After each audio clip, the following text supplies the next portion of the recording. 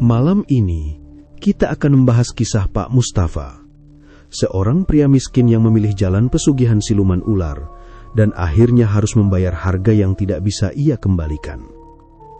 Selamat datang di channel Misterix Sabda Malam, tempat di mana kisah-kisah gelap, misteri yang tak terungkap dan cerita yang seharusnya tidak pernah terjadi, kami hadirkan untuk menemani kalian. Jangan lupa untuk menuliskan di kolom komentar dari mana kalian berada, agar kami tahu cerita ini telah sampai kemana. Pak Mustafa sudah lama terbiasa dengan satu hal, yaitu tidak dianggap. Setiap pagi, ia keluar dari rumah kecilnya yang cat dindingnya mulai mengelupas. Jalan tanah di depan rumahnya sering dilalui orang kampung, dan hampir setiap kali ia lewat, ada hal-hal kecil yang tidak pernah benar-benar kebetulan. Motor diperlambat hanya untuk menatapnya. Bisik-bisik terdengar saat ia melewati kelompok orang yang sedang duduk di warung. Kadang tawa kecil muncul setelah ia lewat, seperti sesuatu yang sengaja disembunyikan, tapi tidak cukup rapi untuk tidak terasa. Ia tidak pernah menegur. Ia sudah terbiasa menelan semuanya. Di rumah, keadaan tidak jauh lebih ringan. Anak-anaknya masih kecil dan istrinya berusaha menjaga rumah tetap berjalan dengan apa adanya. Tapi kesederhanaan itu justru menjadi pengingat yang paling sering menyakitkan. Setiap kali ada kebutuhan kecil yang tidak bisa terpenuhi, Pak Mustafa selalu tahu bahwa itu kembali ke dirinya. Yang paling berat bukan kemiskinan itu sendiri, tapi cara orang-orang memandangnya seolah ia tidak akan pernah keluar dari situ. Suatu siang, di sebuah acara keluarga, rasa itu mencapai batasnya. Ia duduk diam sementara percakapan di sekelilingnya berjalan tanpa benar-benar melibatkannya. Mertuanya berbicara pelan, tapi setiap kalimat terasa seperti disusun dengan sengaja agar tetap sopan namun menusuk. Tentang bagaimana orang lain seusia Pak Mustafa sudah mapan. Tentang bagaimana hidup seharusnya tidak berhenti di tempat seperti ini. Pak Mustafa hanya mengangguk pelan, menahan semua kata yang sebenarnya ingin keluar, tapi tidak pernah benar-benar menemukan jalan untuk diucapkan. Sepulang dari sana, ia tidak langsung masuk rumah. Ia duduk di depan pintu, menatap tanah yang gelap meski matahari belum sepenuhnya tenggelam. Di dalam rumah, suara anak-anaknya terdengar samar, bercampur dengan suara istrinya yang sedang membereskan sesuatu.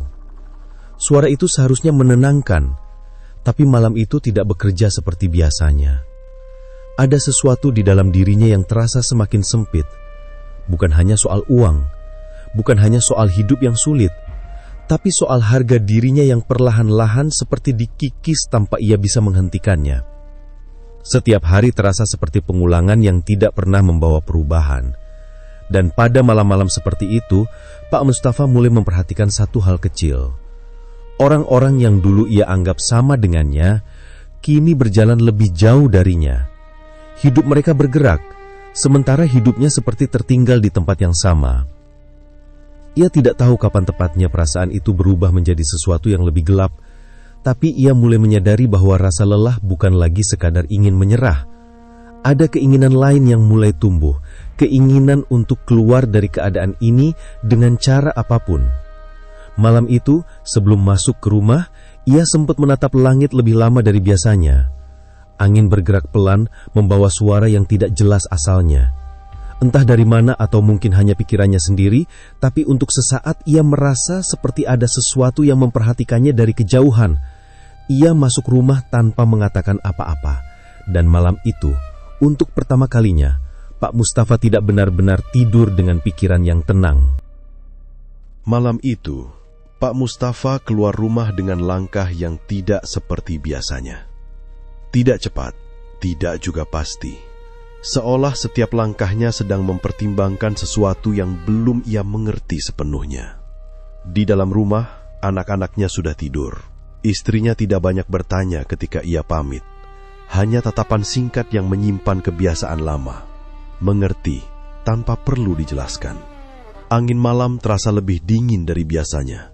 Jalan menuju pinggir kampung melewati kebun dan batas hutan yang mulai gelap total. Di kejauhan, lampu kecil sebuah warung kopi masih menyala, berdiri sendirian seperti satu-satunya tanda bahwa tempat itu masih hidup. Pak Mustafa masuk tanpa banyak kata. Warung itu hampir kosong. Hanya ada suara gelas bersentuhan dan bunyi pelan radio tua dari sudut ruangan. Di salah satu meja paling belakang, seorang lelaki tua duduk sendirian. Tangannya memegang cangkir kopi hitam yang sudah mulai dingin. Tatapan lelaki tua itu naik pelan ketika Pak Mustafa duduk tidak jauh darinya. Beberapa detik hanya diisi diam.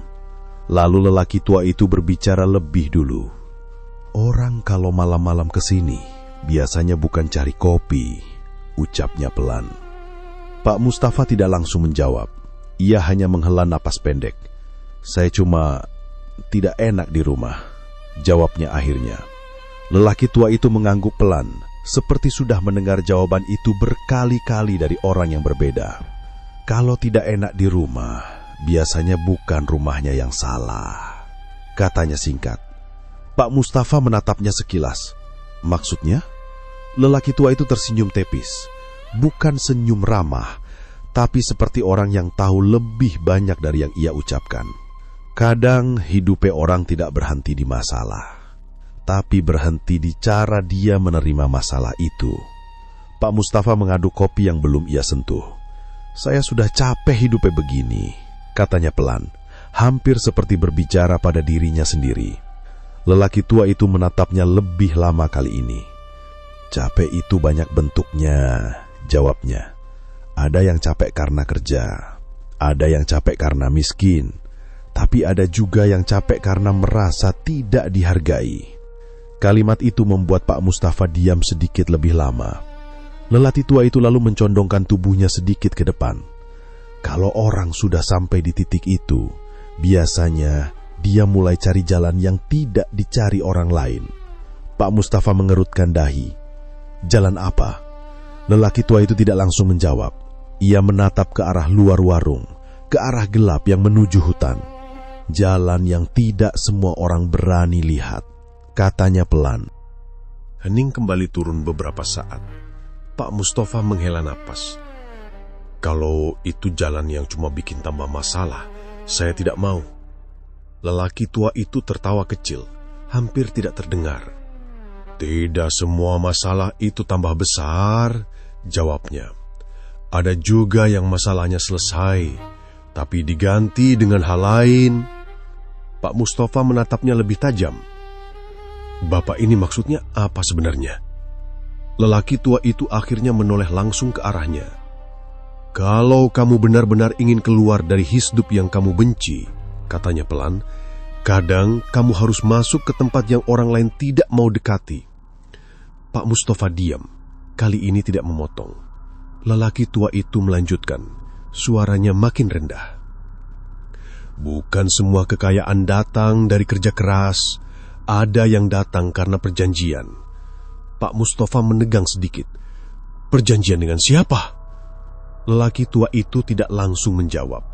Ia hanya mengangkat cangkir kopinya, lalu menyesap pelan, seolah sedang memastikan Pak Mustafa benar-benar siap mendengar.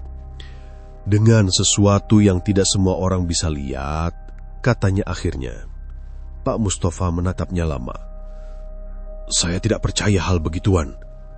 Lelaki tua itu mengangguk pelan, tidak membantah.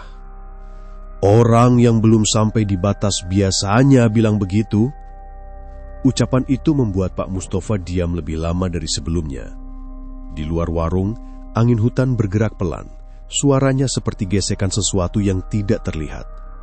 Pak Mustafa akhirnya berdiri, seperti ingin pergi. Tapi sebelum ia melangkah keluar, lelaki tua itu berkata lagi, lebih pelan dari sebelumnya. "Kalau suatu saat kamu sudah tidak punya jalan lagi, kamu akan ingat percakapan malam ini." Pak Mustafa tidak menjawab. Ia keluar dari warung dengan langkah yang sama seperti saat ia datang. Tidak pasti, dan kali ini sedikit lebih berat. Di belakangnya, suara radio tua masih terdengar samar.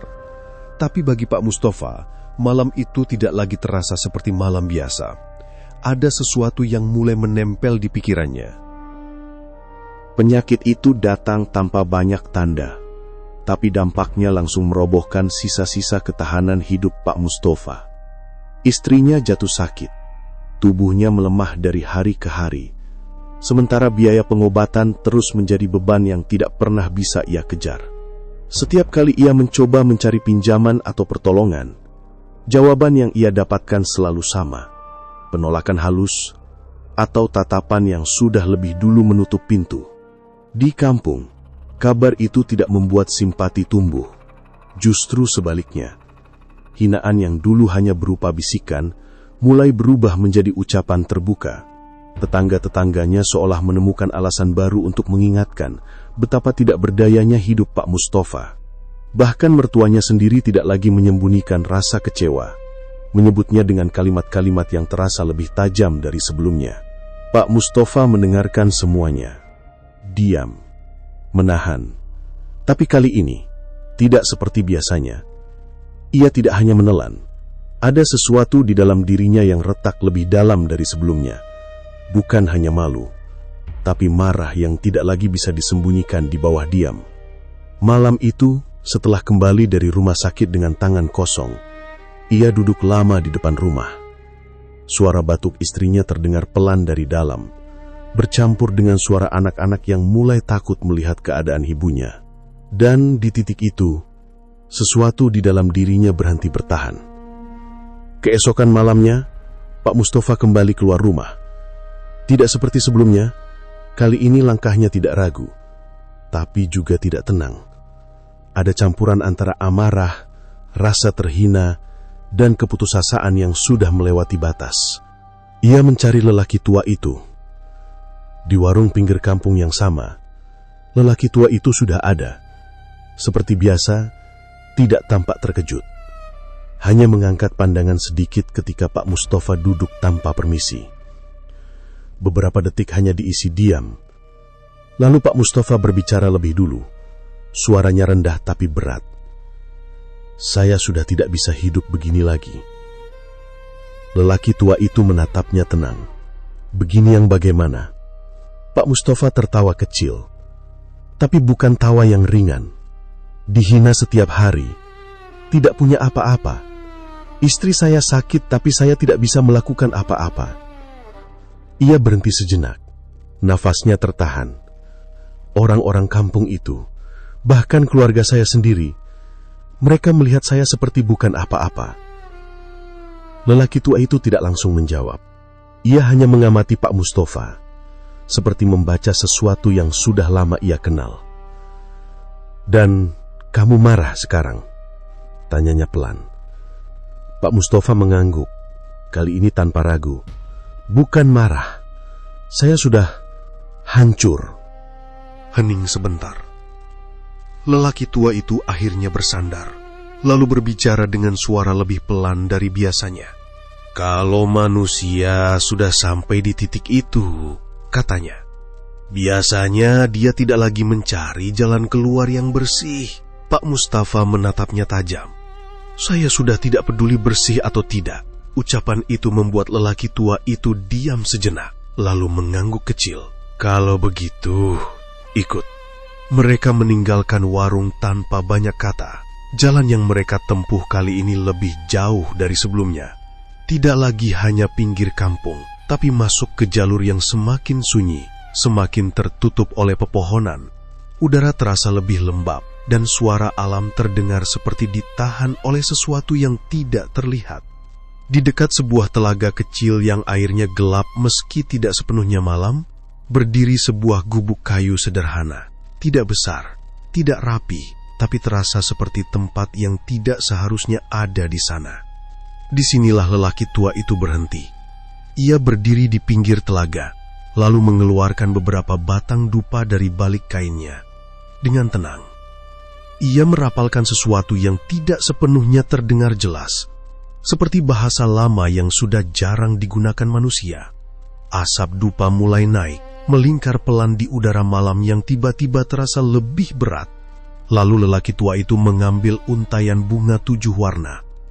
Ia menatap telaga itu sejenak, lalu melemparkannya perlahan ke permukaan air. Bunga itu menyentuh air tanpa suara. Lalu lelaki tua itu berkata pelan, namun jelas, "Kanjeng Ratu, datanglah." Hening. Telaga itu awalnya tenang, namun perlahan dari tengah air mulai muncul gelembung kecil. 1, 2, lalu semakin banyak. Permukaan air mulai bergerak tidak wajar, seolah ada sesuatu yang naik dari kedalaman yang terlalu dalam untuk dibayangkan. Gelembung itu membesar, sampai air telaga seperti mendidih tanpa api. Pak Mustafa menahan napas. Matanya terpaku pada permukaan air yang kini berubah tidak stabil. Dan kemudian, dari tengah pusaran itu, muncul sesuatu. Sosok wanita. Pelan, seperti lahir dari air itu sendiri. Wajahnya sangat cantik, putih bersih tanpa celah, bibir merah merekah, kulitnya halus seperti sutra yang basah oleh cahaya bulan. Keindahannya tidak terasa seperti manusia biasa, tapi seperti sesuatu yang terlalu sempurna untuk dunia ini. Namun semakin lama dilihat, semakin terasa ada sesuatu yang salah. Bagian bawah tubuhnya tidak manusia. Tubuh itu menyatu dengan bentuk ular besar yang berkilau keemasan. Sisiknya memantulkan cahaya samar dari air telaga seperti melogam hidup. Gerakannya tenang, tapi setiap pergeseran tubuhnya membuat air di sekitarnya bergetar pelan. Keindahan dan kengerian itu berdiri dalam satu wujud yang sama. Perempuan bermahkota dari dunia yang tidak dikenal. Ia tidak berbicara, hanya menatap. Dan dalam tatapan itu, Pak Mustafa merasakan sesuatu yang tidak bisa ia jelaskan. Seolah ia sudah terlihat, bahkan sebelum ia benar-benar ada di tempat itu.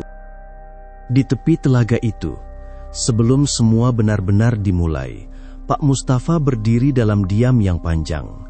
Perempuan bermahkota itu kini tidak lagi hanya menatap, ia mendekat.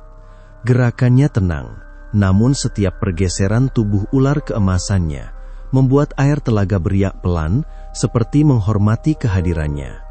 Lelaki tua itu sudah mundur beberapa langkah, membiarkan keduanya berhadapan. Untuk pertama kalinya, perempuan itu berbicara langsung kepada Pak Mustafa. Suaranya lembut, tapi terasa masuk lebih dalam dari sekadar pendengaran. "Kamu datang dengan keinginan," ucapnya pelan. "Tapi keinginan selalu punya harga." Pak Mustafa tidak menjawab. Tatapannya masih menyimpan sisa marah, sisa hina, dan sesuatu yang lebih gelap dari itu. Perempuan itu melanjutkan, "Kamu akan mendapatkan apa yang tidak pernah kamu miliki," katanya. "Kekayaan, penghormatan, kehidupan yang berbeda." Ia berhenti sejenak. "Tapi kamu harus patuh dan menjalankan semua syaratnya." Hening. Lalu satu persatu syarat itu diucapkan dengan jelas. "Siapkan satu kamar kosong di rumahmu," katanya. "Tidak boleh dimasuki siapapun selain kamu." Pak Mustafa mengangguk pelan, meski nafasnya terasa berat. "Setiap malam Jumat Pahing," lanjutnya, "kamu harus kembali ke kamar itu dan menerima kehadiranku." Kalimat itu menggantung tanpa penjelasan, tapi maknanya tidak perlu diperjelas. Pak Mustafa menelan ludah. Perempuan itu menatapnya lebih dalam. "Dan setiap malam satu suro, kamu harus memberikan tumbal seorang anak kecil." Kali ini, Pak Mustafa tidak bisa langsung mengangguk. Wajahnya menegang, namun ia tidak mundur. Perempuan itu mendekat sedikit lagi. Jarak mereka kini begitu dekat hingga Pak Mustafa bisa merasakan dingin yang tidak wajar dari tubuhnya. "Kamu sanggup, Mustafa?" tanyanya pelan. Pertanyaan itu sederhana, tapi terasa seperti menekan seluruh hidup Pak Mustafa dalam satu titik. Bayangan istrinya yang sakit, hinaan mertuanya, tatapan merendahkan orang-orang kampung, semua itu muncul bersamaan, dan perlahan Pak Mustafa mengangguk. "Saya sanggup, Kanjeng Ratu," jawabnya lirih. Untuk pertama kalinya, senyum tipis muncul di wajah perempuan itu. Bukan senyum hangat, Tapi seperti tanda bahwa sesuatu telah disepakati, perempuan itu lalu mengarahkan pandangannya ke telaga. "Kalau begitu," katanya, "ikat dirimu." Pak Mustafa tidak langsung mengerti. Lelaki tua di belakangnya maju satu langkah, lalu memberikan benda kecil, ujung pisau tipis yang sudah tampak sering digunakan. Pak Mustafa menatapnya sebentar. Tanpa banyak berpikir lagi, ia menggoreskan sedikit pada ujung jari manisnya. Darah keluar pelan, merah, hangat. Perempuan itu mengangguk ke arah telaga. Berikan. Pak Mustafa meneteskan darah itu ke dalam air. Setetes, 2 tetes. Begitu darah menyentuh permukaan telaga, air yang tadinya tenang langsung bergetar halus. Lingkaran kecil menyebar, lalu menghilang seperti ditelan sesuatu di bawahnya. Udara di sekitar mereka berubah, lebih dingin, lebih berat. Dan entah kenapa, Pak Mustafa merasakan sesuatu yang aneh di dalam dadanya. Seperti ada bagian dari dirinya yang baru saja diambil atau diikat. Perempuan itu menatapnya untuk terakhir kali malam itu. Sekarang pulanglah, ucapnya pelan. Dan tunggu aku di malam Jumat Pahing. Sejak malam itu, tidak ada lagi jalan kembali yang sama. Pak Mustafa pulang dengan langkah yang berbeda. Bukan lebih ringan, tapi lebih pasti. Hari-hari berikutnya dihabiskan untuk menyiapkan kamar itu. Ia mengosongkan satu ruangan di sudut rumah. Tidak ada penjelasan panjang untuk istrinya. Hanya larangan singkat yang tidak memberi ruang untuk dibantah. Pintu diganti. Jendela ditutup rapat, dan perlahan ruangan itu berubah menjadi sesuatu yang terasa asing, bahkan bagi rumah itu sendiri. Malam Jumat Pahing akhirnya datang. Langit gelap tanpa banyak suara. Rumah itu terdiam lebih cepat dari biasanya. Pak Mustafa berdiri di depan pintu kamar itu, dengan nafas yang tidak lagi tenang.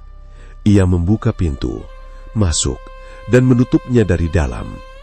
Ia tidak perlu menunggu lama. Perempuan itu sudah ada, berdiri di tengah ruangan dalam wujud manusia yang sempurna. Wajahnya sama seperti di telaga, cantik, tenang, dan tidak tersentuh emosi manusia biasa. Mahkota itu masih bertengger di kepalanya, menjadi tanda bahwa ia bukan bagian dari dunia ini. Tatapannya langsung mengunci Pak Mustafa, seolah memastikan bahwa lelaki itu tidak akan mundur. Udara di dalam ruangan terasa lebih padat, lebih sunyi, dan malam itu pun berjalan dalam keheningan. Hanya nafas memburu pasangan beda alam yang terdengar. Yang tidak bisa dijelaskan dengan kata-kata, hanya sebagai sesuatu yang menandai bahwa ritual perjanjian telah benar-benar dimulai. Beberapa saat setelah semuanya berakhir, suara itu muncul, gemerincing, pelan, jelas. Pak Mustafa menoleh. Di sudut ruangan kepingan emas mulai terlihat, muncul begitu saja di atas lantai, berkilau dalam cahaya samar, nyata. Saat ia kembali menoleh, perempuan itu sudah tidak ada. Pagi harinya, Pak Mustafa berdiri memandangi emas di tangannya. Cahaya matahari menyentuh permukaannya, dan untuk pertama kalinya, ia tidak lagi memikirkan benar atau salah. Hanya hasil. Sejak malam Jumat Pahing pertama itu, hidup Pak Mustafa mulai berubah. Bukan hanya dalam diam, tapi juga dalam cara ia menyusun kebohongan. Ia tahu perubahan yang terlalu cepat akan menimbulkan pertanyaan.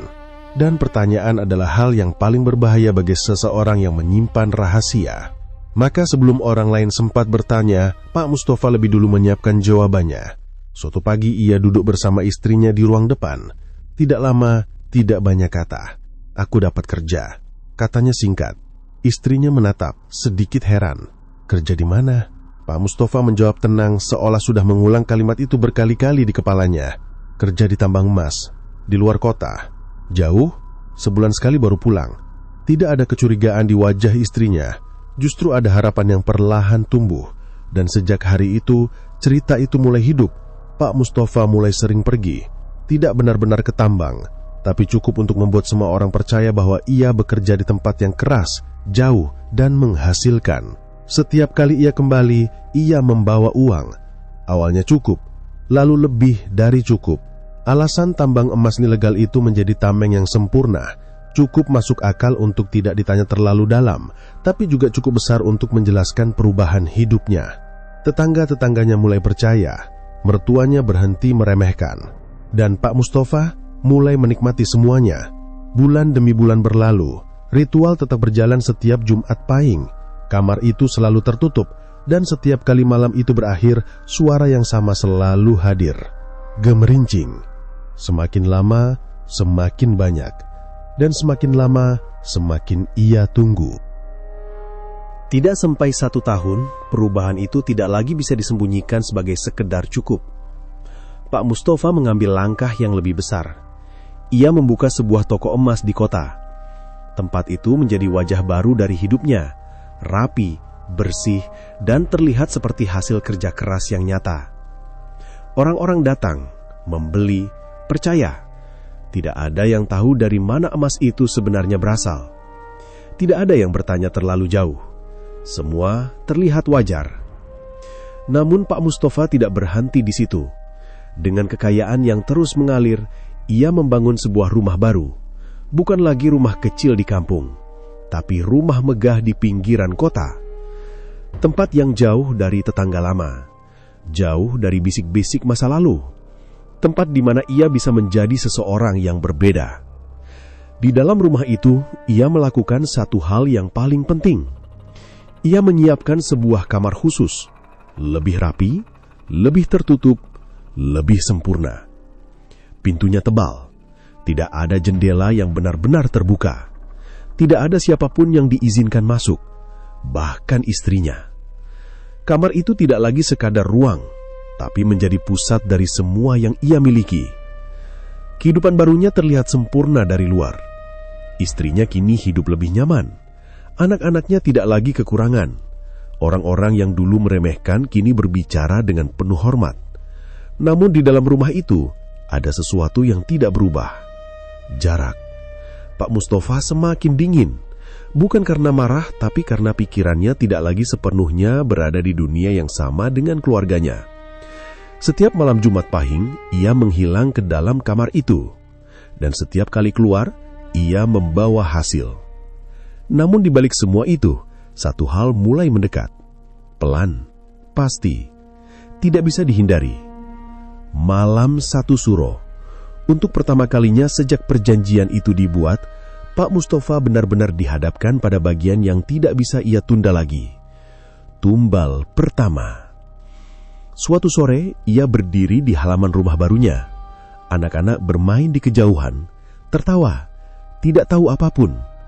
Pak Mustafa menatap mereka lebih lama dari yang seharusnya. Lalu perlahan pandangannya bergeser ke arah luar pagar, ke jalan, ke arah dunia yang lebih luas. Seolah sedang mencari sesuatu atau seseorang. Dan untuk pertama kalinya, niat itu benar-benar terbentuk dengan jelas di dalam dirinya. Bukan lagi sekadar bayangan, bukan lagi sekadar kemungkinan, tapi keputusan yang mulai mengambil bentuk. Karena kini, Pak Mustafa tidak hanya ingin mempertahankan hidup barunya, ia sudah mulai takut kehilangannya.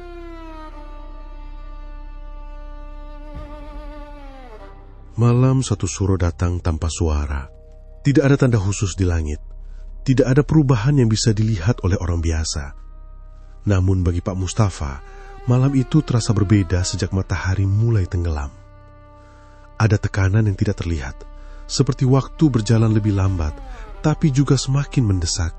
Hari-hari sebelumnya, ia habiskan dalam pencarian yang tidak pernah ia bayangkan akan ia lakukan. Ia memilih, mengamati, menentukan. Semua dilakukan diam-diam, tanpa jejak yang mencolok. Dan pada akhirnya, ia menemukan satu. Seorang anak kecil yang tidak akan langsung dicari malam itu juga. Perjalanan menuju telaga terasa lebih panjang dari biasanya. Pak Mustafa tidak sendiri. Anak kecil itu dibawanya dalam diam, lemah, terbius, dan tidak sadar apa yang sedang terjadi. Di dalam diri Pak Mustafa, sesuatu terus bergejolak. Bukan ragu, bukan juga penyesalan sepenuhnya, tapi benturan antara apa yang ia tahu salah dan apa yang ia takut kehilangan. Telaga itu masih sama, airnya gelap, tenang, terlalu tenang, seolah tidak pernah berubah sejak pertama kali ia datang ke sana. Dan seperti sebelumnya, lelaki tua itu sudah menunggu, berdiri di pinggir telaga dengan wajah yang tidak menunjukkan apapun. Tidak ada sambutan, tidak ada pertanyaan, hanya pandangan singkat yang memastikan semuanya sudah dibawa. Pak Mustafa berhenti beberapa langkah darinya. Untuk beberapa detik, ia tidak bergerak. Dan malam itu terasa seperti menahan nafas. Lelaki tua itu akhirnya bergerak. Ia mengambil dupa, menyalakannya, lalu mulai merapalkan sesuatu dengan suara pelan, bahasa yang sama seperti sebelumnya, tidak sepenuhnya dimengerti, tapi terasa berat di udara. Asap dupa naik perlahan, melilit malam. Lalu ia mengeluarkan untaian bunga 7 warna. Gerakannya tenang, terukur, seperti sesuatu yang sudah dilakukan berkali-kali. Ia melempar bunga itu ke dalam telaga, dan dengan suara rendah, ia memanggil, "Kanjeng Ratu, datanglah." Air telaga mulai berubah, gelembung muncul dari dalam. Awalnya kecil, lalu semakin besar. Permukaan air bergerak tidak wajar seperti ada sesuatu yang bangkit dari kedalaman.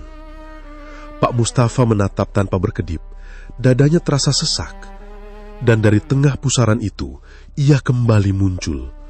Perempuan bermahkota, wajahnya tetap sama, cantik, tenang, dan terlalu sempurna. Namun malam itu, ada sesuatu yang berbeda. Tatapannya lebih dalam, lebih tajam, seperti mengetahui tujuan kedatangan mereka. Bagian bawah tubuhnya yang berbentuk ular keemasan bergerak pelan di dalam air, menciptakan riak yang menyebar hingga ke tepian telaga.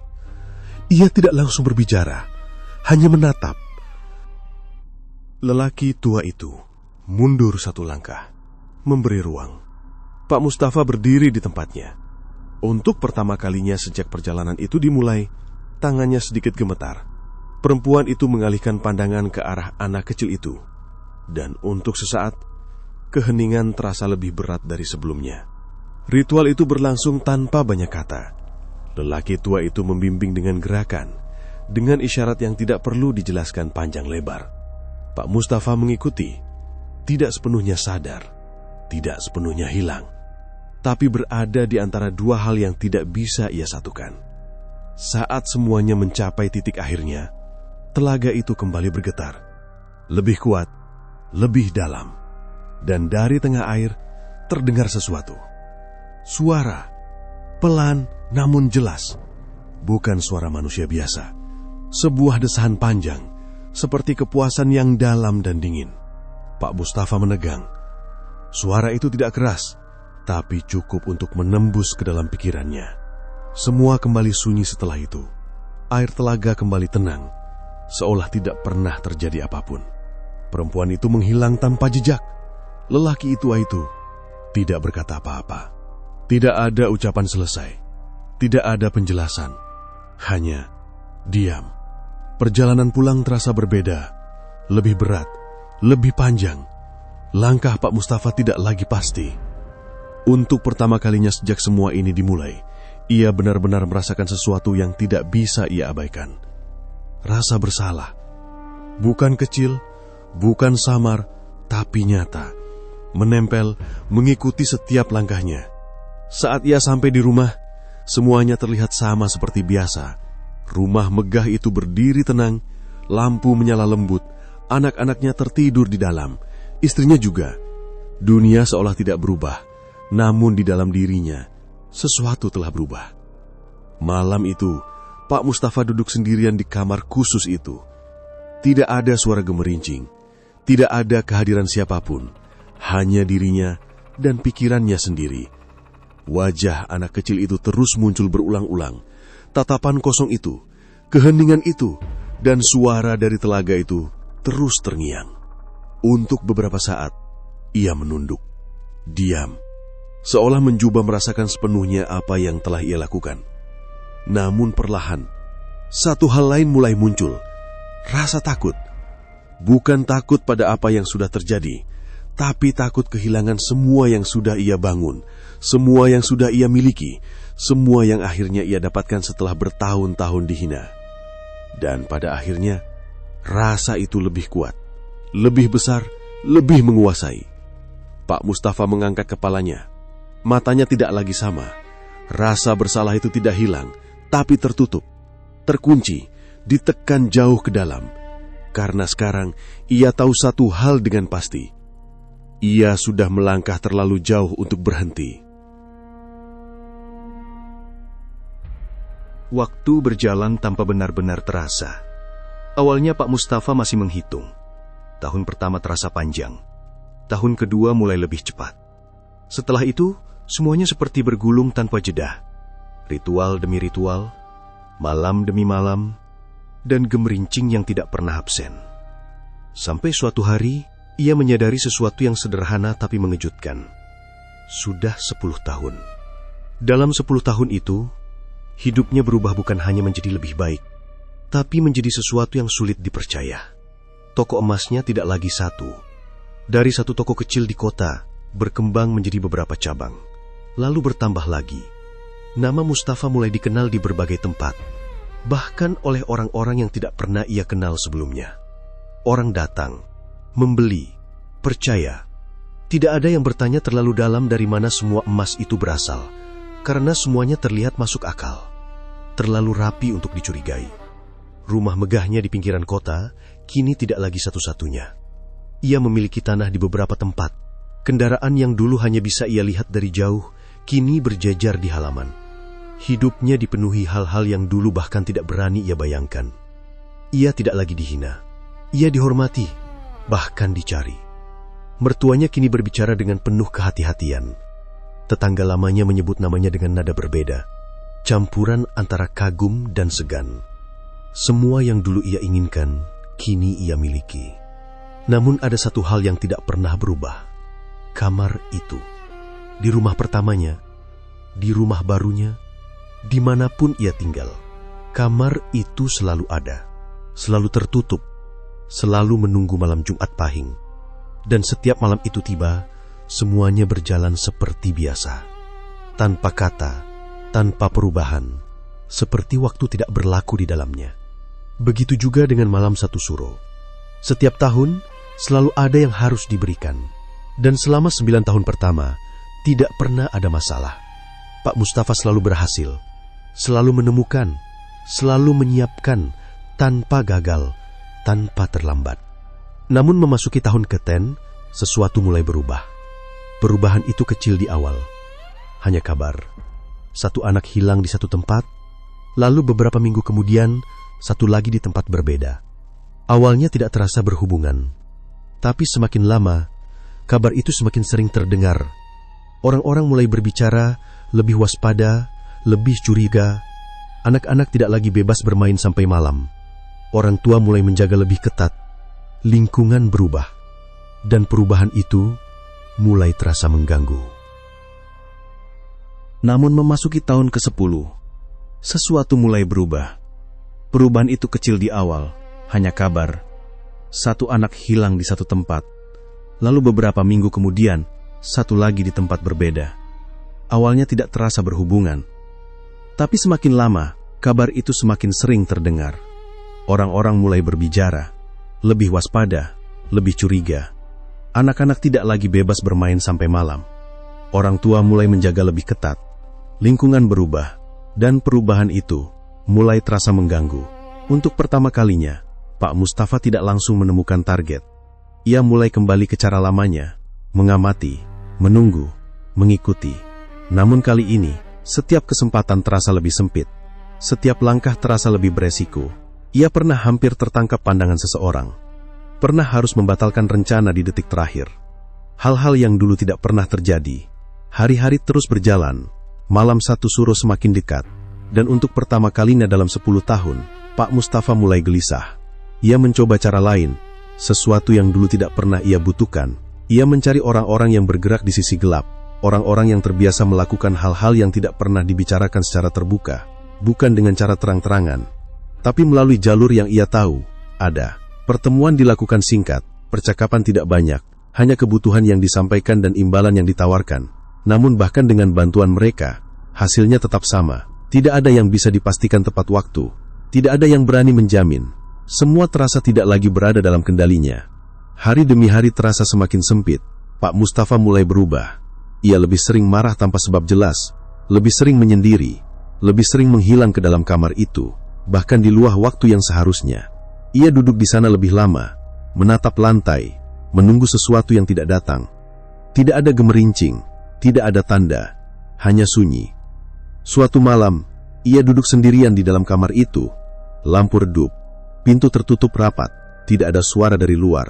Dan untuk pertama kalinya dalam bertahun-tahun, ia tidak merasa berkuasa di dalam ruangan itu. Ia merasa kecil, terpojok. Wajah perempuan bermahkota itu muncul di pikirannya. Tatapannya yang tidak pernah berubah. Suaranya yang selalu tenang. Dan satu hal yang paling ia ingat. Perjanjian itu tidak pernah memberi ruang untuk gagal. Pak Mustafa menunduk, tangannya mengepal, napasnya tidak teratur. Untuk pertama kalinya, ia tidak tahu harus melakukan apa. Di luar kamar itu, kehidupan tetap berjalan seperti biasa. Anak-anaknya kini tidak lagi kecil. Mereka tumbuh dengan segala kenyamanan yang tidak pernah ia miliki dulu. Istrinya hidup lebih tenang, meski jarak di antara mereka tidak pernah benar-benar hilang. Rumah itu terlihat sempurna, terlalu sempurna. Namun di dalam kamar itu, kesempurnaan itu mulai retak. Malam satu Suro tinggal menghitung hari. Dan untuk pertama kalinya sejak semua ini dimulai, Pak Mustafa berada di titik yang sama seperti 10 tahun lalu. Tidak punya jalan, tidak punya pilihan yang benar-benar bersih. Hanya satu perbedaan. Dulu, ia tidak punya apa-apa. Sekarang, ia punya segalanya. Dan justru itu yang membuatnya lebih takut. Karena kini ia sadar, yang akan hilang, bukan hanya hidupnya, tapi seluruh dunia yang sudah ia bangun dengan cara yang tidak pernah bisa ia ceritakan kepada siapapun. Malam satu Suro akhirnya tiba. Tidak ada lagi waktu untuk mencari. Tidak ada lagi ruang untuk menunda. Dan untuk pertama kalinya dalam 10 tahun, Pak Mustafa tidak membawa apapun. Rumah megah itu terasa lebih sunyi dari biasanya. Lampu-lampu menyala seperti biasa. Anak-anak berada di dalam kamar masing-masing. Istrinya masih terjaga, tapi tidak banyak bicara. Entah kenapa, malam itu semua terasa lebih berat. Seolah ada sesuatu yang tidak terlihat sedang menunggu. Pak Mustafa berdiri lama di depan kamar khusus itu. Tangannya tidak langsung membuka pintu. Untuk pertama kalinya, ada rasa yang benar-benar berbeda. Bukan ragu, tapi takut. Ia tetap masuk. Pintu tertutup di belakangnya. Ruangan itu langsung terasa dingin. Lebih dingin dari biasanya. Lebih sunyi, lebih kosong. Ia menunggu. Beberapa detik, beberapa menit. Dan lalu, udara berubah. Tidak pelan seperti biasanya, tapi tiba-tiba, seolah sesuatu dipaksa masuk ke dalam ruangan. Perempuan itu muncul, namun kali ini tidak sama. Wajahnya masih cantik, tapi tidak lagi tenang. Matanya lebih tajam, lebih dalam, lebih gelap. Dan untuk pertama kalinya, ada sesuatu yang jelas terlihat di sana. Kemarahan. Tidak ada sapaan. Tidak ada kata pembuka. Tatapannya langsung tertuju pada Pak Mustafa, lalu ke arah lantai. Kosong. Tidak ada tumbal. Hening hanya bertahan sesaat. Lalu suaranya terdengar. Lebih rendah, lebih berat. Kamu datang tanpa membawa apa-apa. Pak Mustafa menelan ludah. Saya 10 tahun. Suara itu memotong. Tidak keras, tapi cukup untuk membuat seluruh ruangan terasa bergetar. 10 tahun kamu mengambil, lanjutnya. Dan malam ini kamu datang dengan tangan kosong? Pak Mustafa mencoba bicara, tapi kata-katanya terasa terhenti di tenggorokan. Saya kesulitan. Suaranya pelan. Keadaan sekarang berbeda. Perempuan itu melangkah lebih dekat. Gerakannya tidak lagi halus. Ada sesuatu yang kasar, tertahan. Perjanjian tidak berubah, katanya dingin.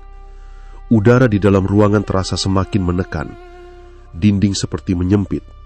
Dan untuk pertama kalinya, Pak Mustafa merasa benar-benar tidak punya kendali. Apa yang tidak bisa kamu beri, akan aku ambil sendiri. Kalimat itu tidak terdengar seperti ancaman, tapi kepastian. Malam itu berakhir tanpa gemerincing, tanpa emas, tanpa apapun. Hanya keheningan yang terasa lebih berat dari sebelumnya.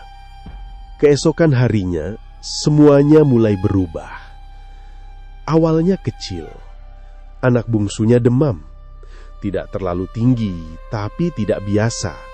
Tubuhnya panas, namun dingin di saat yang sama. Matanya sering kosong, seperti melihat sesuatu yang tidak terlihat orang lain.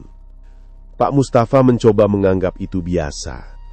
Namun malam berikutnya, hal lain terjadi. Istrinya mulai melihat sesuatu. Pertama di dapur. Siluet perempuan berdiri di sudut ruangan. Tidak bergerak, hanya menatap. Saat ia mendekat, tidak ada siapapun. Ia tidak langsung mengatakan pada Pak Mustafa, hanya menyimpannya, menganggap itu lelah. Tapi kejadian itu terulang. Di halaman, di dekat sumur, di kamar mandi, sosok yang sama. Diam, menatap. Tidak pernah mendekat, tapi juga tidak pernah benar-benar hilang. Rumah yang dulu terasa aman mulai berubah. Suara-suara muncul di malam hari. Langkah kaki yang tidak jelas asalnya. Gesekan pelan di dinding. Dan kadang suara seperti sesuatu yang bergerak di dalam kamar yang terkunci. Pak Mustafa mulai tidak bisa tidur. Setiap malam ia duduk di dalam kamar khusus itu, menunggu, berharap. Tapi tidak ada yang datang. Tidak ada gemerincing. Tidak ada kehadiran. Hanya sunyi yang terasa seperti sedang mengawasi. Lalu yang paling berat datang. Anak perempuannya, yang paling dekat dengannya, yang paling ia sayangi. Awalnya hanya terlihat lelah, lalu mulai sering diam. Tatapannya berubah, lebih kosong, lebih jauh. Kadang ia berbicara sendiri, pelan, seperti menjawab sesuatu yang tidak terdengar. Suatu malam istrinya terbangun karena suara di kamar anak itu. Saat ia masuk, anaknya sedang duduk di pojok ruangan, menatap ke arah sudut gelap, seolah ada seseorang di sana. "Ibu," suara anak itu pelan. "Dia bilang aku harus ikut." Istrinya membeku. "Siapa?" Anak itu tidak langsung menjawab. Lalu perlahan ia menoleh. "Perempuan yang pakai mahkota itu." Sejak malam itu tidak ada lagi yang terasa normal. Pak Mustafa mulai menyadari sesuatu yang tidak pernah benar-benar ia pikirkan sebelumnya. Selama ini ia yang datang, ia yang meminta, ia yang menerima. Sekarang sesuatu itu mulai datang sendiri, dan kali ini bukan untuk memberi. Teror itu tidak lagi datang sebagai gangguan. Ia tinggal di dalam rumah itu, di sela napas mereka, di setiap sudut yang dulu terasa aman. Anak perempuan Pak Mustafa tidak lagi sekedar sakit. Tubuhnya panas, tapi tangannya dingin, seperti air sumur di malam hari. Kadang ia menggigil hebat, lalu tiba-tiba diam berjam-jam, menatap satu sudut ruangan seolah ada seseorang di sana. Namun yang paling membuat Pak Mustafa tidak bisa tidur adalah senyumnya. Senyum yang tidak pernah ia kenal. "Bapak?" Suatu malam suara itu memanggil. Pak Mustafa langsung mendekat. "Iya nak, Bapak di sini." Anak itu menoleh pelan. Matanya sayu, tapi dalam. Terlalu dalam untuk anak seusianya. Dia bilang, "Bapak ingkar." Jantung Pak Mustafa seperti dihantam keras dari dalam. "Siapa yang bilang begitu?" Anak itu tidak menjawab. Ia hanya mengangkat tangannya, menunjuk ke sudut ruangan. Pak Mustafa menoleh. Dan kali ini, ia benar-benar melihatnya. Sosok itu berdiri di sana. Diam, tegak, tidak bergerak. Mahkota itu masih bertengger di kepalanya. Wajahnya tetap cantik, tapi dingin. Tidak ada lagi ketenangan. Hanya tatapan yang dalam dan menekan. Bukan lagi sesuatu yang datang dari jauh. Ia sudah Di sini. Jangan! Suara Pak Mustafa pecah. Jangan di sini! Namun sosok itu tidak bergerak. Suaranya tidak keluar dari bibirnya, tapi terdengar jelas di dalam kepala. Aku tidak lagi menunggu di tempatmu. Sejak malam itu, rumah itu berubah menjadi tempat yang tidak pernah benar-benar sunyi. Istrinya mulai melihatnya. Di dapur, berdiri di belakangnya tanpa suara. Di halaman, diam di bawah pohon, menatap rumah. Di kamar mandi, bayangan yang tidak ikut bergerak saat ia berpaling. Dan suatu sore, istrinya berteriak. Pak Mustafa berlari keluar. Istrinya gemetar, menunjuk ke ujung pagar. Dia di situ. Dari tadi dia lihat kita. Namun tidak ada siapapun. Hanya rasa dingin yang tertinggal. Malam Jumat Pahing datang lagi. Pak Mustafa masuk ke kamar itu seperti seseorang yang sudah tahu ia akan kehilangan sesuatu. Sosok itu muncul, lebih dekat dari sebelumnya, lebih nyata, lebih menekan. Kamu tahu apa yang kamu lakukan? Suaranya pelan, tapi terasa menghimpit dada. Pak Mustafa menunduk. Saya akan cari, saya akan ganti. Dengan siapa? Suara itu langsung memotong. Waktu sudah habis. Pak Mustafa mengangkat kepala, matanya merah. Jangan anak saya. Sosok itu tersenyum tipis. Semua yang kamu miliki, katanya pelan, dibangun dari anak-anak orang lain. Ia melangkah mendekat. Sekarang, kamu ingin menyelamatkan milikmu sendiri? Kalimat itu menghantam. Tidak bisa dibantah. Dan disitulah sesuatu yang paling gelap muncul. Untuk sesaat, hanya sesaat, Pak Mustafa berpikir, bagaimana jika ia menyerah? Bagaimana jika ia berikan saja satu anak? Selesai, semua kembali normal. Tidak ada teror, tidak ada ancaman. Kekayaannya tetap utuh, hidupnya tetap sempurna. Napasnya memburu, pikirannya berputar. Bayangan itu menjadi lebih jelas. Ia melihat anaknya sendiri terbaring lemah. Melihat telaga itu, melihat semuanya selesai tanpa harus kehilangan apa yang ia bangun. Dan untuk 1 detik yang panjang, ia hampir setuju. Namun, Bapak, suara itu memecah semuanya. Ia menoleh. Anak perempuannya berdiri di ambang pintu. Tubuhnya gemetar, matanya penuh air. Namun kali ini, sepenuhnya miliknya. Bapak jangan. Suaranya pecah. Aku takut. Kalimat itu menghancurkan semua yang tersisa. Semua bayangan gelap itu runtuh seketika. Semua pembenaran itu hancur. Semua alasan yang selama ini ia pegang lenyap. Pak Mustafa jatuh berlutut. Napasnya terputus-putus, tangannya gemetar hebat. Untuk pertama kalinya dalam 10 tahun, ia benar-benar melihat dirinya sendiri. Semua wajah itu kembali, semua anak yang pernah ia ambil, semua malam yang ia jalani, semua gemerincing yang dulu ia tunggu, dan sekarang semuanya kembali, menagih. Pak Mustafa menangis, keras, tanpa sisa. Ia merangkak mendekati anaknya, memeluknya erat, seolah ingin menahan dunia agar tidak runtuh. Maaf, maaf, suaranya hancur. Di dalam pelukan itu, ia tahu, tidak ada lagi jalan lain. Malam turun perlahan, rumah itu sunyi. Tidak ada suara, tidak ada teror. Seolah semuanya sedang menunggu keputusan terakhir. Pak Mustafa berdiri di depan rumah, sendirian. Ia tidak membawa apapun. Tidak ada emas, tidak ada harapan. Hanya satu hal, keputusan. Langkahnya berat. Setiap langkah seperti menarik sesuatu dari dalam dirinya. Namun ia tidak berhenti. Jalan itu sama, seperti 10 tahun lalu. Namun kali ini, ia tidak datang untuk meminta. Telaga itu muncul di depannya. Gelap, diam, menunggu. Pak Mustafa berdiri di tepinya. Napasnya panjang, matanya kosong, tapi tenang. Dan untuk pertama kalinya, ia tidak takut kehilangan apapun lagi. Ia melangkah maju. Pak Mustafa akhirnya datang ke telaga untuk mengorbankan dirinya. Malam itu terasa lebih berat dari biasanya. Telaga diam, langit gelap tanpa suara, dan Pak Mustafa berdiri di tepinya dengan napas yang tidak pernah benar-benar tenang.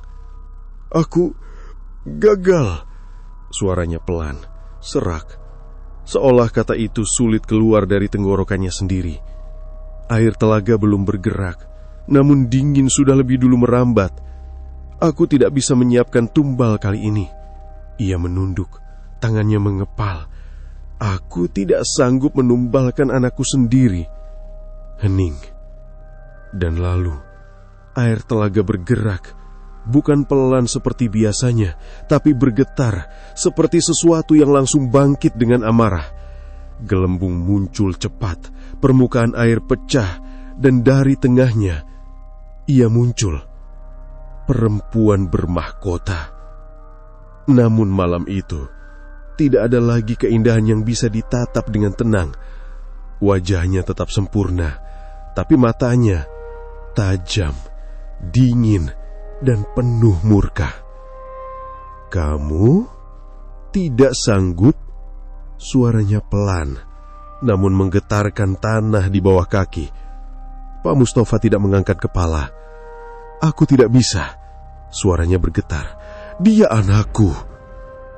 Perempuan itu tertawa, pendek, namun terasa seperti sesuatu yang retak di dalam air. "Anakmu?"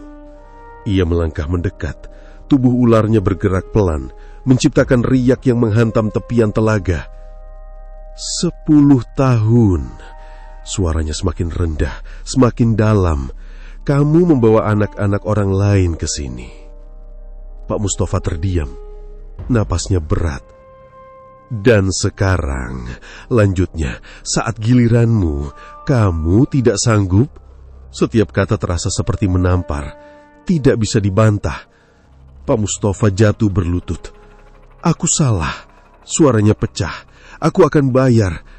Aku datang untuk menyerahkan diriku." Perempuan itu berhenti tepat di depannya. Sangat dekat. "Sejak kau meneteskan darah di telaga itu," suaranya berubah. Lebih pelan, lebih dalam. "Kamu sudah menjual jiwamu kepadaku. Kamu sudah menjadi milikku, Mustafa." Tidak ada ruang untuk menyangkal, tidak ada ruang untuk lari. Pak Mustafa mengangkat wajahnya. Air matanya jatuh tanpa ia sadari. "Ambillah aku." Hening. Perempuan itu menunduk. Tatapannya lurus ke mata Pak Mustafa. "Tatap aku, tatap mataku. Kau akan menjadi budak kegelapan selamanya, Mustafa. Jiwamu akan terkurung di sini selamanya." Pak Mustafa mencoba menahan, namun matanya bergerak sendiri, naik, menatap, dan di saat itu semuanya berhenti. Dunia di sekitarnya lenyap. Tidak ada telaga, tidak ada malam, tidak ada suara.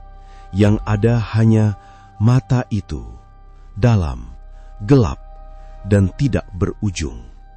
Di dalamnya, Pak Mustafa melihat semuanya, satu persatu, tanpa bisa menutup. Anak-anak yang pernah ia bawa, tatapan mereka, diam mereka, dan kini mereka semua menatapnya kembali.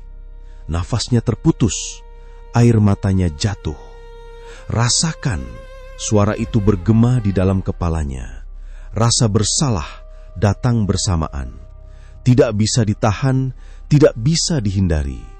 Dan di tengah semua itu, ia melihat anaknya, anak perempuannya, menangis, memanggilnya, "Bapa!" Tubuh Pak Mustafa gemetar, namun kakinya mulai bergerak. Satu langkah menuju telaga. Ia mencoba berhenti, tidak bisa. Langkah kedua, air menyentuh kakinya, dingin, dalam. "Tidak!" Suaranya pecah. "Tolong!" Namun tidak ada yang menjawab. Langkah ketiga, air mencapai lutut. Langkah keempat, pinggang. Setiap langkah terasa seperti dirinya ditarik keluar dari tubuhnya sendiri. Anak saya! Air matanya jatuh tanpa henti, namun kakinya terus bergerak. Air naik ke dada, ke leher. Matanya masih terkunci, tidak bisa berpaling. Dan saat air menyentuh wajahnya, ia sadar ini bukan kematian, ini hukuman. Langkah terakhir, air menutup semuanya. Dalam 1 detik sunyi, Pak Mustafa menghilang. Telaga kembali tenang, seolah tidak pernah terjadi apa-apa. Namun jauh di bawah, dalam kegelapan yang tidak memiliki batas, Pak Mustafa masih ada, masih sadar, masih merasa, dan itu baru awal. Pagi datang seperti biasa. Rumah itu masih berdiri, megah, tenang. Namun ada satu hal yang hilang, Pak Mustafa. Hari-hari berlalu, orang-orang datang, mencari, bertanya, tidak ada jawaban. Namun rumah itu tidak pernah benar-benar sunyi lagi. Kamar itu tetap tertutup, tidak bisa dibuka, seolah menolak disentuh. Dan di malam hari, kadang terdengar gemerincing, pelan, berulang, seperti koin emas yang jatuh dari tempat yang sangat dalam. Anak perempuannya kini sudah membaik, namun suatu malam, ia berdiri di depan kamar itu, diam, lama, lalu berbisik pelan, "Bapak belum pergi." Di balik pintu itu, tidak ada jawaban, hanya suara gemerincing yang terus berulang, seperti sesuatu yang masih bekerja